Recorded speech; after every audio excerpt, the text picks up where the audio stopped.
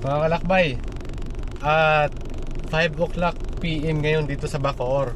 Dito sa Barangay Nyog, Bacoor. Binaha yung lugar na to sa kahabaan ng Aguinaldo Highway, tsaka yung ito sa looban ng Nyog. Ito, gabinti yung baha rito dahil sa malakas na buhos ng ulan.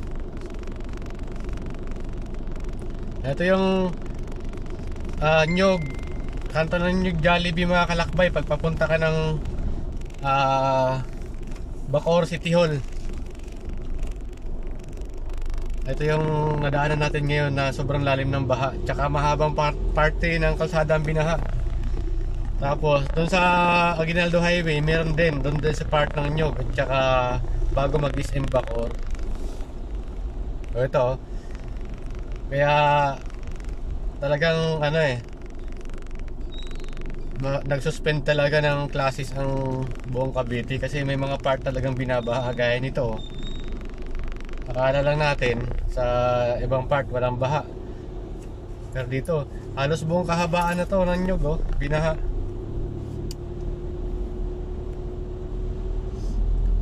Malalim din. Submersible pump. Kaso yung tapon dito pa rin.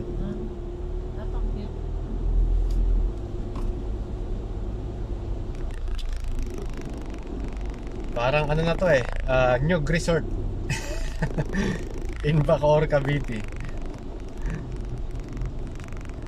Malalim talaga mga kalakbay yung bahay Nakikita nyo sa ng multicab. Sayad na sa bumper yung tubig Ayan. Pero ngayon tumigil naman na yung ulan. Ito yung resulta ng malakas na pabugso-bugso ng ulan kanina. Kaya naipon din yung tubig dito. Wala kasing labasan dito pagdating doon sa Aguinaldo Highway. Hindi natin na-i-vlog kasi kanina Aguinaldo. Try natin pabalik mamaya. Doon kasi yung tapunan ng baha.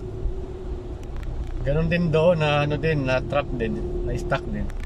Kaya nito yan, mga kanal dito maapaw na. Pero mababaw lang naman dito. Dito wala na.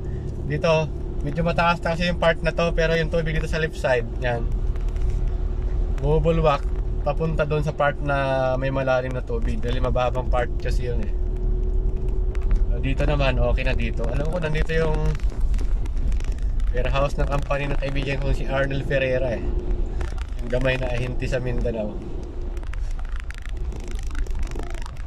So, ito yung kahabaan mga kalakbay yun ng mga kanal dito. Punong-puno, yan umaapaw. Kaya yung tapon doon sa mababang part, yung bahang-bahaw. Yung mga bahay doon.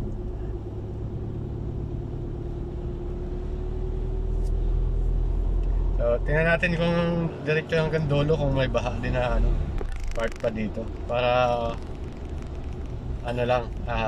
aware lang yung mga motorista dito sa dadaan ng Nyog. Tagusto Molino Boulevard to mga kalakbay. Ayan, wala na dito. Doon lang part.